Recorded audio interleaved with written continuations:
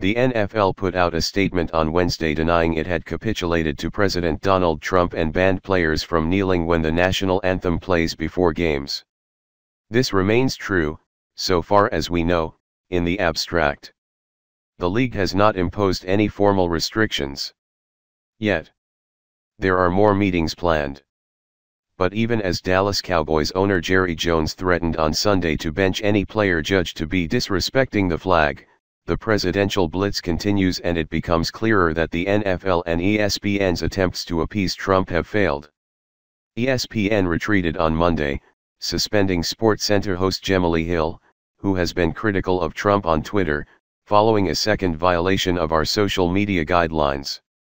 The inciting posts came in response to Jones' remarks, when she posited that fans who were dismayed by his statement might be wise to quit lining his pockets. Hill later added that she was not advocating an NFL boycott. Before his team's game this weekend, Miami Dolphins owner Stephen Ross flatly admitted that Trump forced the NFL's hand, saying the president had upended the debate, which began more than a year ago, and distorted the players' anti-racist, anti-police brutality message. Trump changed that whole paradigm of what protest is, Ross said, according to a report in the South Florida Sun-Sentinel. And I think it's incumbent upon the players today, because of how the public is looking at it, to really stand and really salute the flag. Dolphins head coach Adam Gase duly made it team policy, beginning on Sunday, for anyone on the field before the game to remain standing for the anthem. 3 players who kneeled in the past remained out of sight, in a stadium tunnel. Whether a league-wide edict would halt the wider demonstrations remains an open question.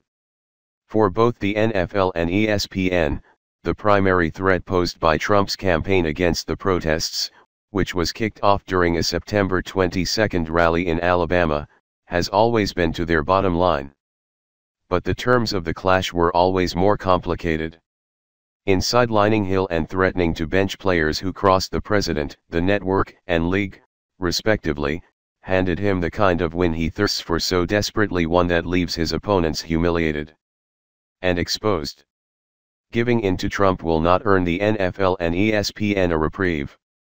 Quite the opposite. If anything, their apparent weakness will only invite further attacks. As the Republican establishment can attest, Trump and his allies do not, seeing their power grow, let up and move on.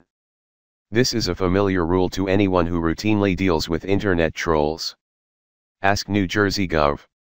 Chris Christie or Attorney General Jeff Sessions. Ask Tennessee Sen. Bob Corker. All 3 offered their support, or a helping hand, to Trump relatively early on in the GOP primary contest. Christie first battered Florida Sen. Marco Rubio, then considered a viable rival, on a debate stage before leaving the race and lining up with Trump. Trump thanked Christie by publicly mocking his weight, then freezing him out of an administration job. Sessions was awarded his desired post, but is now scorned by the president for recusing himself from the Russia investigation. Trump is currently at war with Corker, calling him, among other things, Little Bob.